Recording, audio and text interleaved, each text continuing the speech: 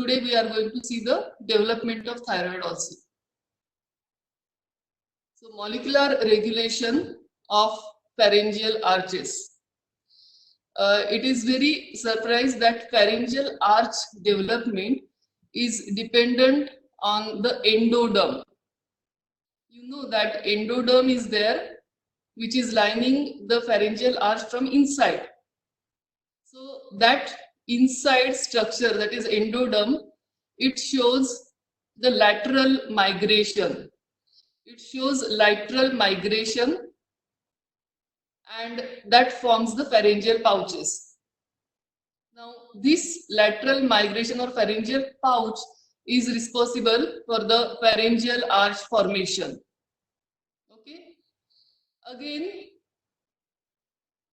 this lateral migration is controlled by certain genes, that is FGF, that is fibroblast growth factor 8, bone morphogenic protein 7, paired box gene that is called as the PAX1, and sonic Hedgehog gene that is called as the SHH. So these genes, they control the lateral migration of endoderm. So because of the lateral migration of the endoderm, you are getting the pharyngeal pouches. So ultimately you can say that pharyngeal pouches, they are controlling the formation of pharyngeal arches. Okay. Second important thing, if you remember, that neural crest cells, they migrate in the pharyngeal arch, and these neural crest cells, they form the cartilaginous structure in the pharyngeal arch, and this cartilaginous structure is responsible for the skeletal derivatives of each arch. So neural crest cells, they will form the cartilaginous structure in the arch, and that is going to give us the skeletal derivatives. So you should know from where these neural crest cells, they are coming. You should know how they migrate to the pharyngeal arches, because failure of the migration of these neural crest cells can lead to the craniofacial defects, because there will be failure of the skeletal derivatives, isn't it? So that is the basic molecular regulation. Now you should know something about these neural crest cells. You have already seen how they are formed. Neural crest cells, they form the cartilaginous substance in the arch, and that gives us the skeletal derivatives. And if you remember the derivatives, skeletal derivatives of arches, you will come to know that maximum or most of the facial skeleton is formed from the neural crest cells, and they migrate into the mesoderm of the pharyngeal arch, form cartilaginous substance, and give us the facial skeleton. Maxilla, mandible, zygomatic bone, temporal bone, all these bones, they are formed by this cartilaginous substance which is coming from the neural crest cells. So you should know how neural crest cells are formed.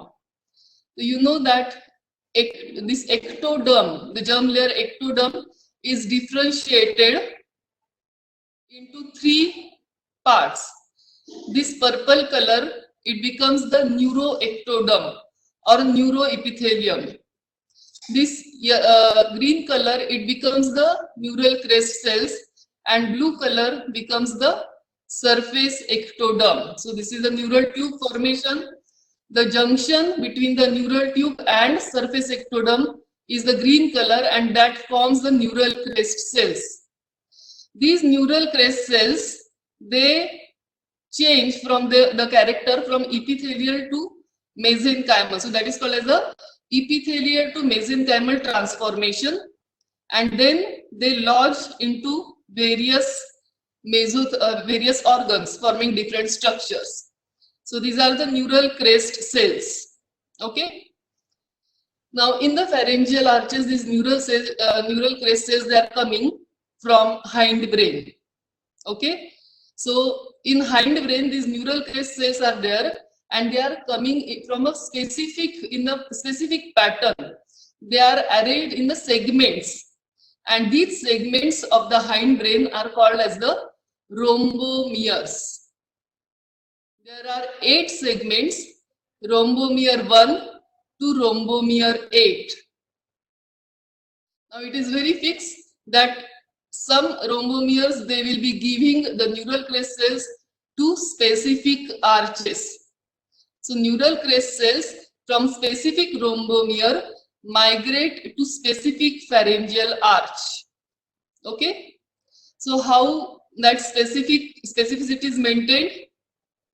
In this table, we can see that rhombomere 1 and rhombomere 2, it migrates to first arch. So neural crest cells from the rhombomere 1 and rhombomere 2 goes into the first arch. Rhombomere 4 neural crest cells, they go to the second arch. Rhombomere 6 and rhombomere 7 neural crest cells, they go to arch 4 and 6. Okay. In between R3 and R5, they are remaining. So rhombomere 3 and 5, they are having very few neural crest cells and they join the adjacent stream. Okay. So this is neural crest cells from the hindbrain going to the different arches, pharyngeal arches. Okay. Now these neural crest cells, they are incorporated into the pharyngeal arches and they form most of the facial skeleton, as we have already seen. Particularly the first arch, because from the first arch, you know that first arch is having two prominences. One is maxillary prominence, one is mandibular prominence. And maximum facial skeleton is coming from these two prominences like maxilla, mandible, zygomatic bone, temporal bone, etc. So it is very obvious that failure of migration of the neural crest cells into first arch leads to certain congenital anomalies which are related to the facial skeleton. And so that is called as first arch syndrome. Now this first arch syndrome can be short note for you people. The first arch syndrome is there. Okay. Now these neural crest cells, they are also forming the conotruncal endocardial cushions. Conotruncal endocardial cushions. Conotruncal, conus. You remember the heart tube. So conotruncal endocardial cushions, they are governing the outflow tract of the heart. Outflow tract, that is pulmonary trunk and aorta. Okay. So hence, any disruption in the neural crest cells, it will lead to the craniofacial disorder, and along with that there may be the heart problems. So it is seen, or it is very obvious that craniofacial defects are usually associated with the congenital cardiac anomalies. Okay, because neural crest cells, they are forming the facial skeleton, and neural crest cells, they are also forming the conotruncal endocardial cushions. And because of that, failure of the neural crest cells will give us the craniofacial disorders. Along with that, heart problems will also be there. Again, these neural crest cells, it is a vulnerable cell population and it can be killed by excessive doses of alcohol and retinoic acid. So alcohol and retinoic acid in a teratogenic dose can lead to the craniofacial defects. Okay, this is because neural crest cells, they will die because of the effect of the alcohol and the retinoic acid.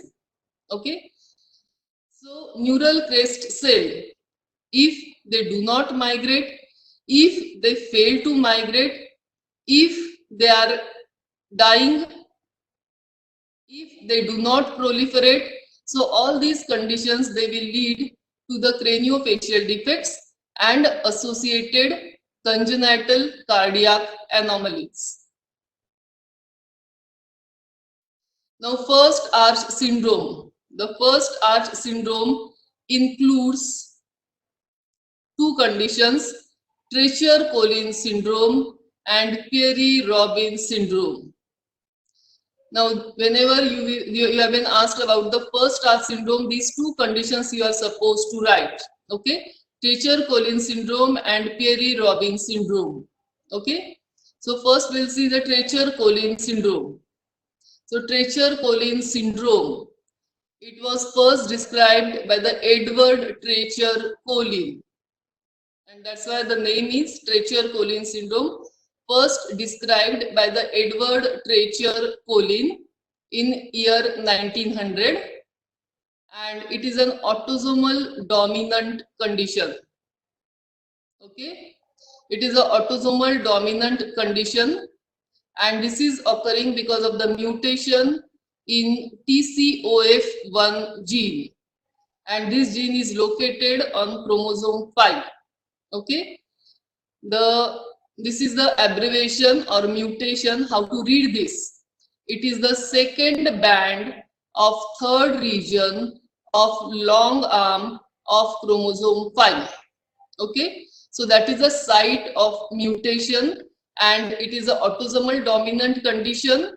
It is described by the Edward Treacher-Collins in 1900, and it is also called as the mandibulofacial dysostosis. Okay, now incidence is 1 in 50,000 births. What are the clinical features? In this picture you can appreciate the clinical picture. First thing is, there is hypoplasia of mandible, mandibular hypoplasia, small mandible is there. Again, cheekbone, that is zygomatic hypoplasia is there. This is called as malar hypoplasia. No cheekbone or very small cheekbone. Cheekbone is zygomatic. So mandibular hypoplasia is there. Then malar hypoplasia is there. See the oral cavity, it is so large. So it is the macrostomia, M-A-C-R-O, macrostomia is there. The downward slanting eyes are there, and ear deformities are there. You know that the first arch is responsible for the formation of pinna, external auditory meatus, then malleus, incus. So ear problems will be there. It also forms mandible, so mandibular problem is there. Maxillary prominence of first arch is responsible for the formation of the maxilla, zygomatic bone and temporal bone. So here malar hypoplasia is there because of the zygomatic hypoplasia or zygomatic bone. So mandibular hypoplasia is there under the underdeveloped lower jaw. Malar hypoplasia, that is underdeveloped zygomatic bone. Macrostomia. Macrostomia is the large mouth, large oral cavity or opening of the mouth is very large. Down slanting palpebral fissure. And ear malformations like malformed external ear is there. Atresia of the auditory canal. Abnormalities of the ear ossicles and bilateral conductive deafness. So these are the clinical features of Treacher-Collins syndrome, an autosomal dominant disorder because of the mutation in chromosome number 5. And this is the gene, that is TCOF1. This is the gene which is located on the chromosome 5. Now, what is the basis of all this? How this syndrome occurs? Because there should be certain basis why this gene is related with the neural crest cell migration. How? So the product of this gene is called as the trickle. Trickle is the product of the gene TCOF1. Okay.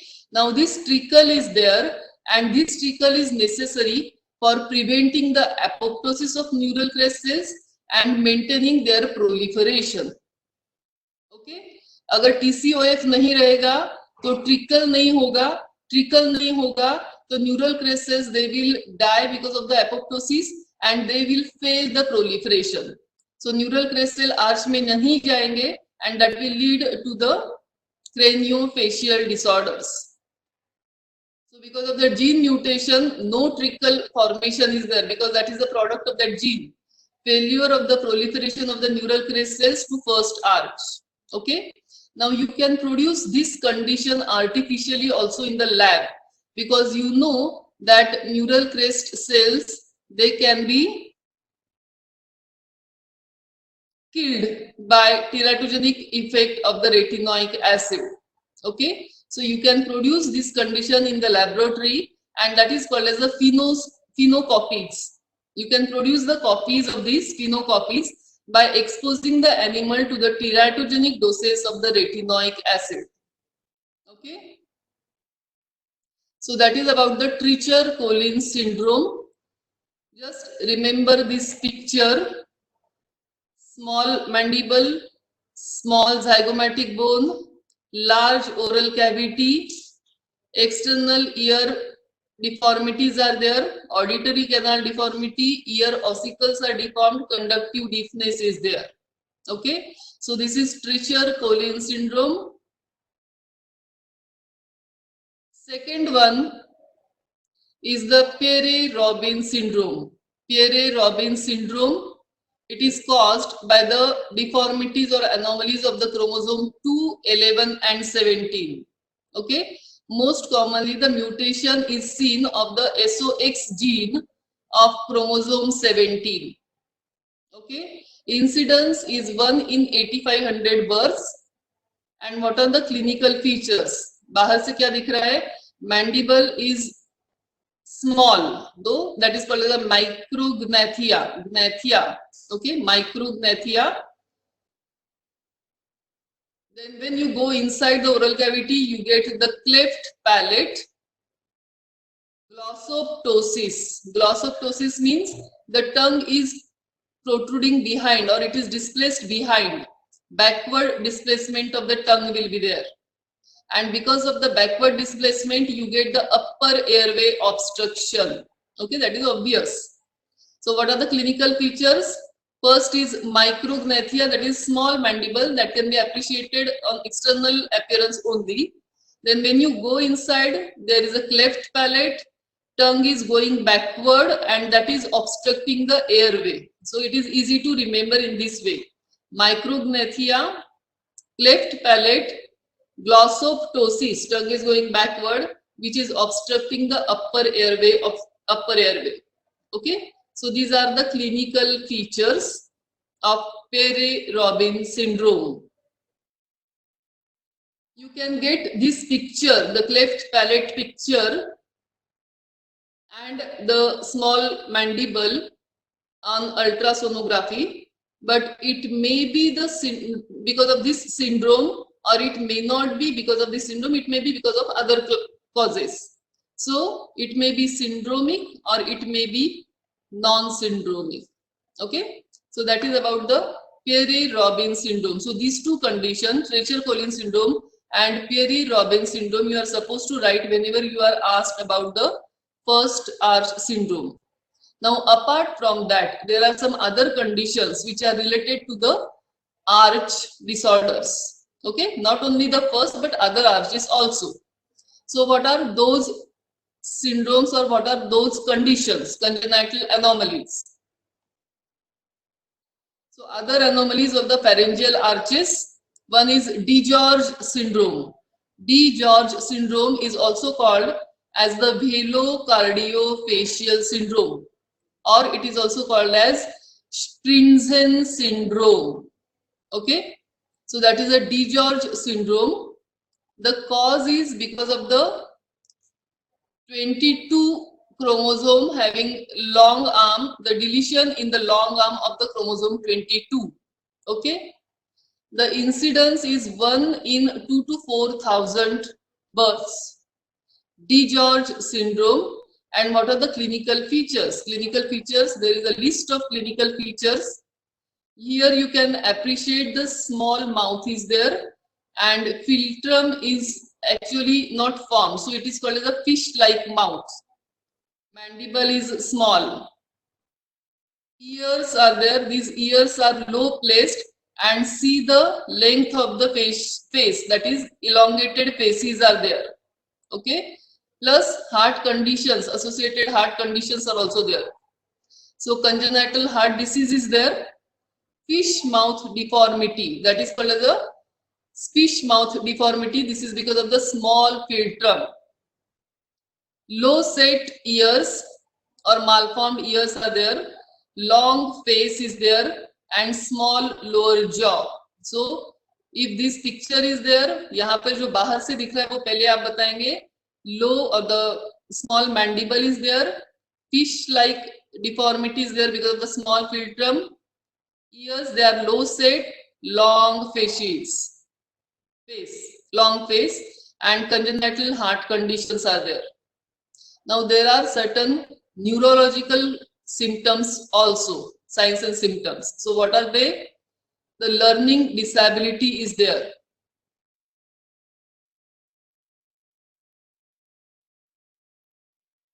Learning disability is there. What happened? Roll number 137. Yes. Roll number 137.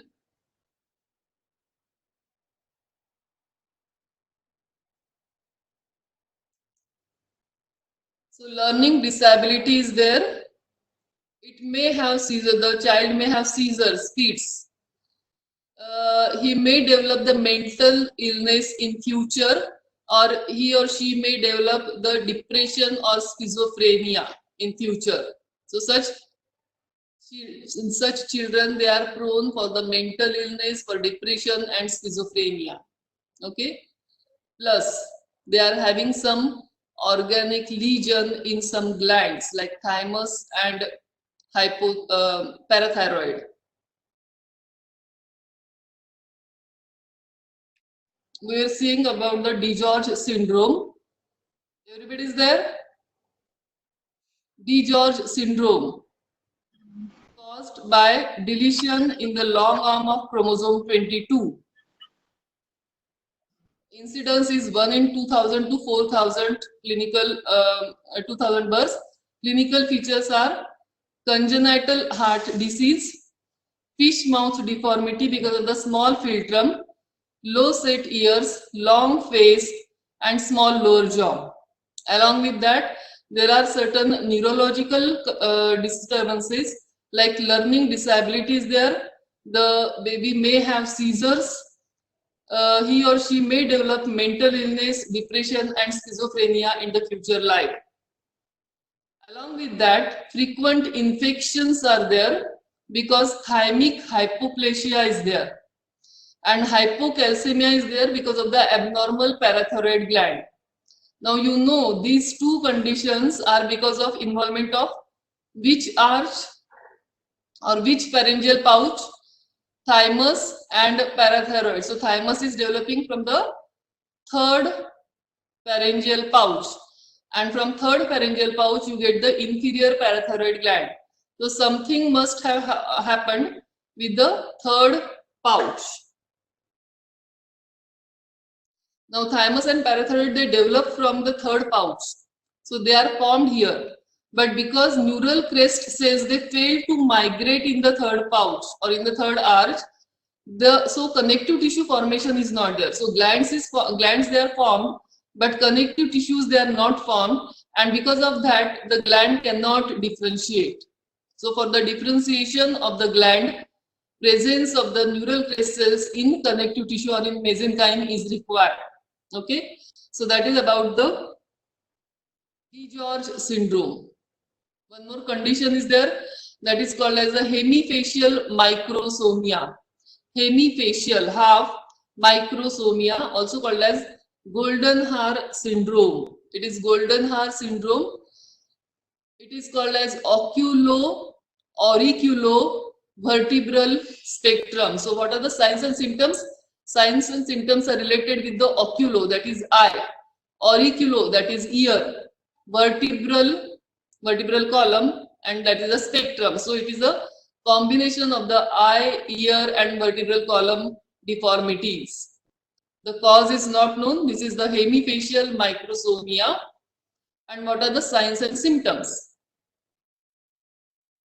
So facial skeleton, hemifacial microsomia.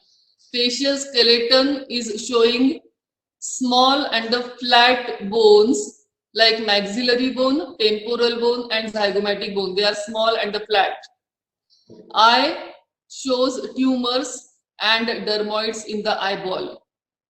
Ear shows anotia, N-O-T-A, otitis media, you might have heard.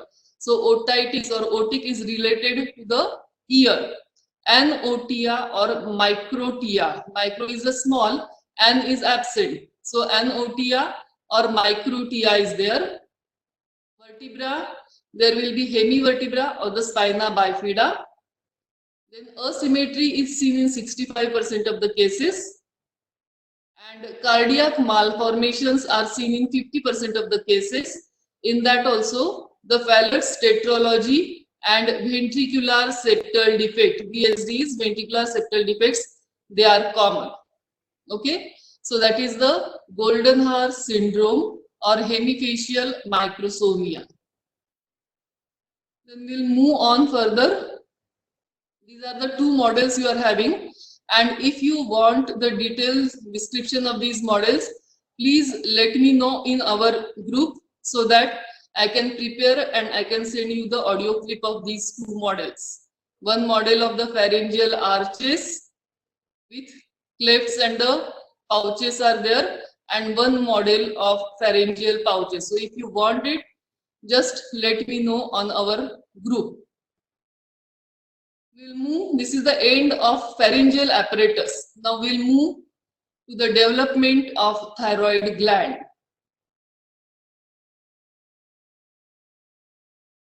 Development of thyroid gland develops from following components. You know already, one is thyroglossal duct, one is lateral thyroid, and one is ultimobronchial bodies. This lateral thyroid and ultimobronchial bodies, these are the two components, they are coming from the caudal pharyngeal complex. You know that. Okay. So thyroglossal duct. What is this thyroglossal duct? This is the floor of pharynx. Here the epithelial cells, they proliferate and they form a diverticulum like this. So this is the diverticulum now, and this elongates, it runs in the midline, and this is now called as the thyroglossal duct. So from the floor of the pharynx, you get the epithelial cell proliferation. They form a downward growth, that is diverticulum. This diverticulum is nothing but the thyroglossal duct. This thyroglossal duct, it runs in the midline. It passes through the substance of the tongue. It is present between the tuberculum impar and the copula. Then it passes through tongue in the midline.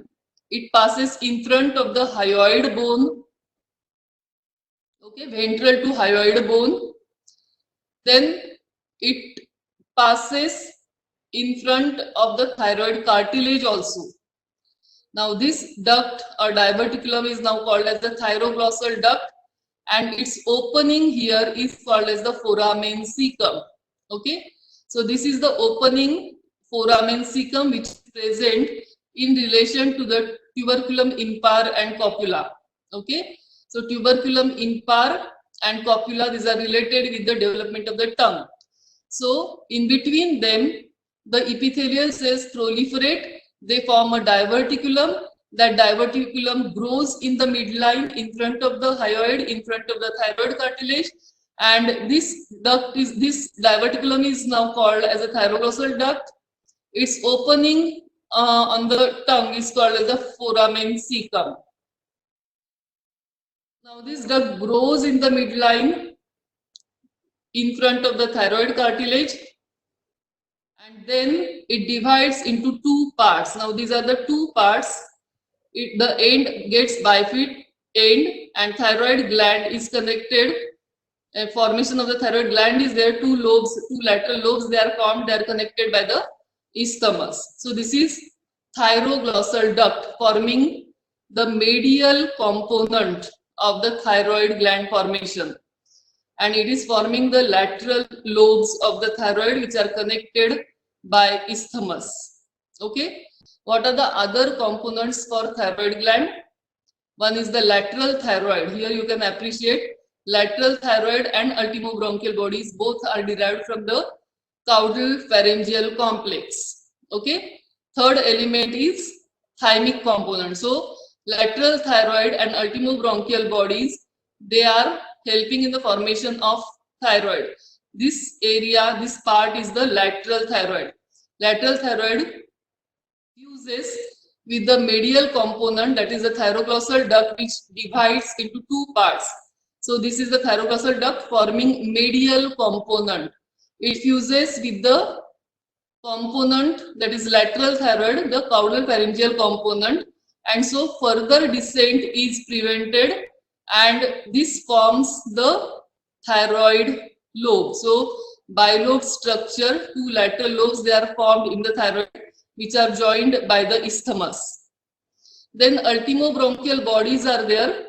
They get incorporated into the thyroid and they form C cells or parafollicular cells. So lateral thyroid, the developing thyroid comes in close contact with the caudal pharyngeal complex. So lateral thyroid element and it fuses with it. Ultimobronchial bodies, neural crest cells from the caudal pharyngeal complex, they give rise to the parafollicular cells.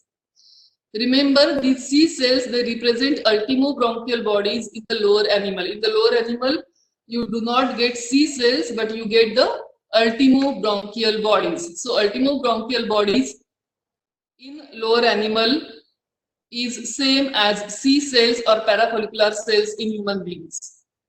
Okay, so that is the formation of thyroid gland. Now, what are the histogenesis? Histogenesis means when the gland starts formation, when the gland reaches to its adult size, and site when it starts functioning. So all this is called as histogenesis. So histogenesis of the thyroid gland. It is the first gland to start development after fertilization. Okay, that is a very important point.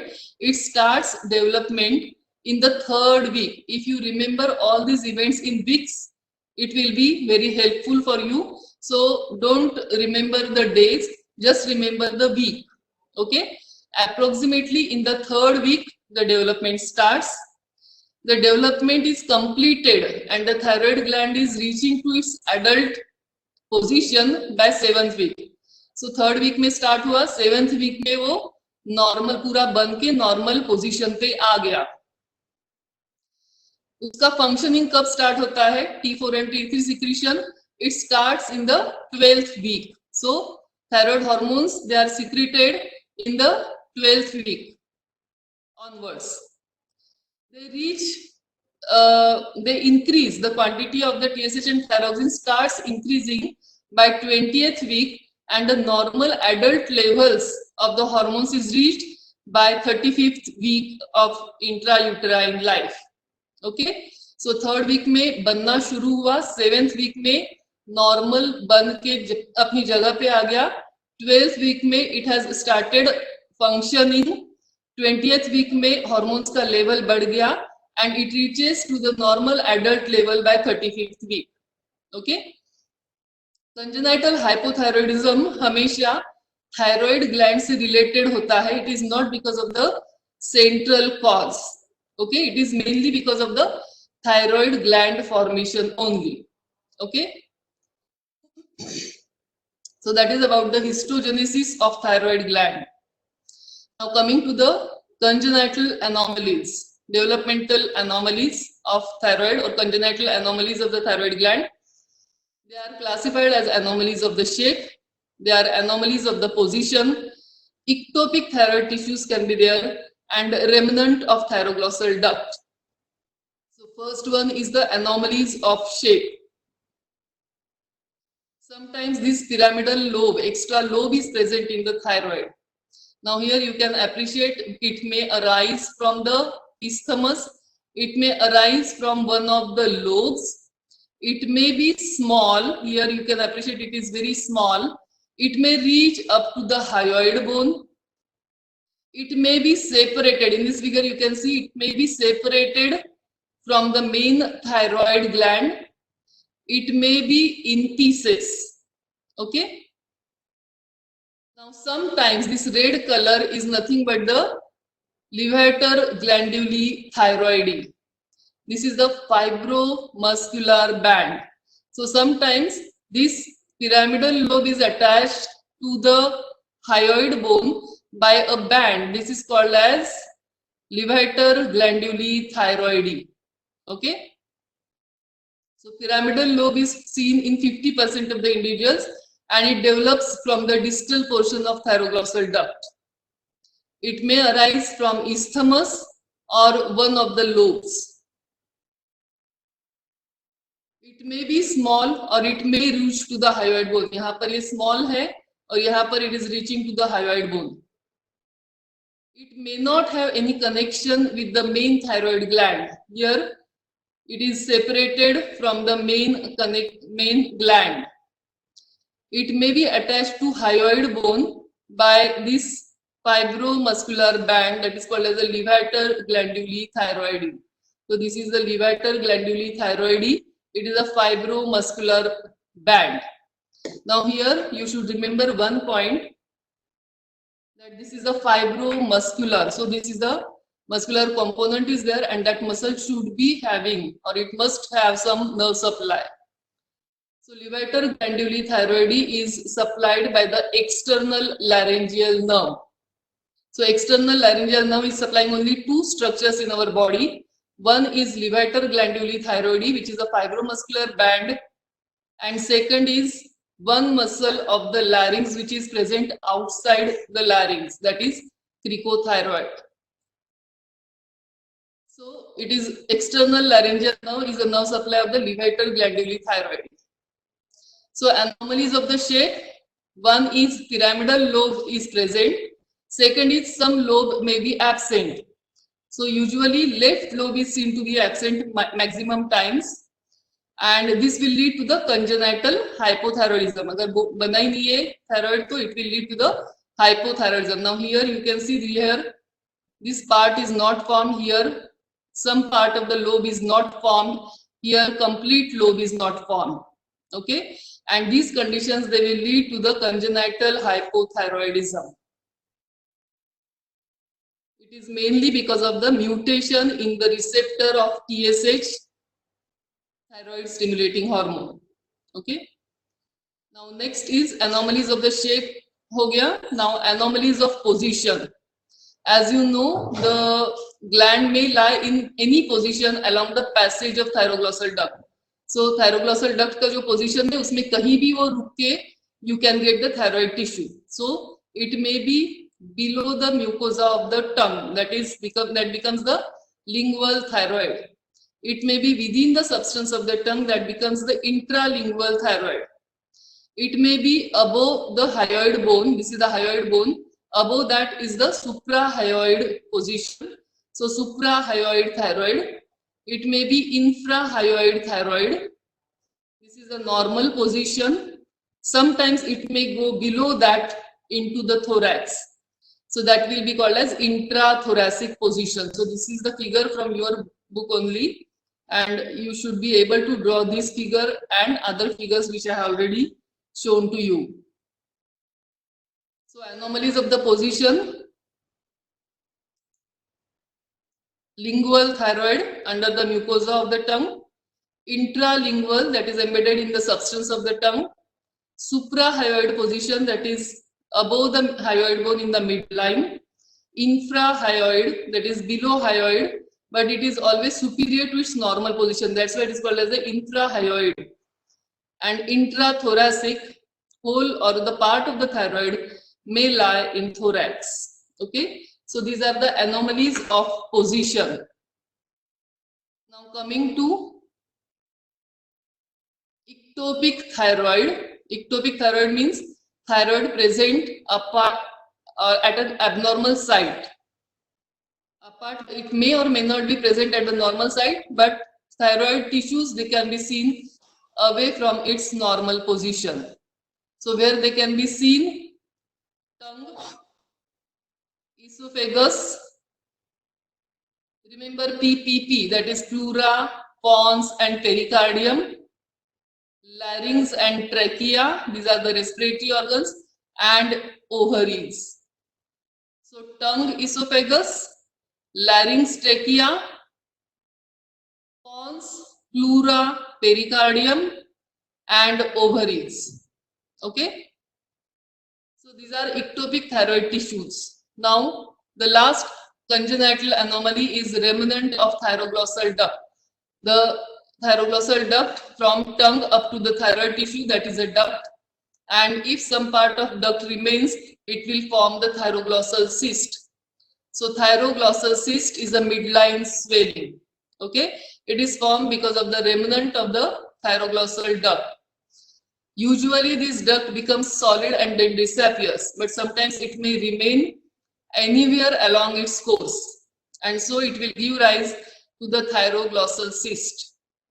The persistence of the thyroglossal duct will give rise to the thyroglossal cyst. Okay, what are the signs and symptoms? First thing is it is a midline swelling. Okay, in the last lectures we have seen that lateral neck swelling, that is nothing but the cervical cyst. Now here midline swelling is nothing but the thyroglossal cyst. Okay, there are other conditions also where you get the midline swelling, and you should differentiate whether this midline swelling is thyroid originated or not. Okay, so what are the signs and symptoms? One is the irregular midline mass is there. Now midline mass should be differentiated whether it is arising from thyroid or whether it is any other swelling. So if it is arising from thyroid, so all the thyroid swellings, they move upward when the tongue is protruded. When you protrude, ask the person or ask the patient to protrude the tongue. So if the swelling is moving above, that means it is arising from thyroid. And why this happens? This is because of there is relation between the tongue and the thyroid, because in between there is a thyroglossal duct. The regressed thyroglossal duct is there. Second important point is, if you ask the person to swallow something, then this swelling, if it is arising from thyroid, it will move. So ask the person to swallow, and if the swelling is moving, that means it is arising from thyroid. And this happens because of the ligament of Berry. You know that ligament of Berry, the thickened posterior fascia of the thyroid gland, which is attached to the cricoid also. And cricoid is the laryngeal cartilage which moves in the swallowing. Okay, so these are the signs and symptoms of thyroglossal cyst, a midline swelling. Sometimes the cyst may rupture and opens on the surface of the neck, so that becomes the thyroglossal fistula. Okay, and it may open at the foramen cecum sometimes. Sometimes it forms the thyroglossal cyst carcinoma. Treatment is surgical treatment, and surgically you can remove this cyst, and while doing the surgery you should remember that it is intimately related with the hyoid bone. Okay, so I think that's all about today. Next time we'll continue with the development of tongue. Thank you.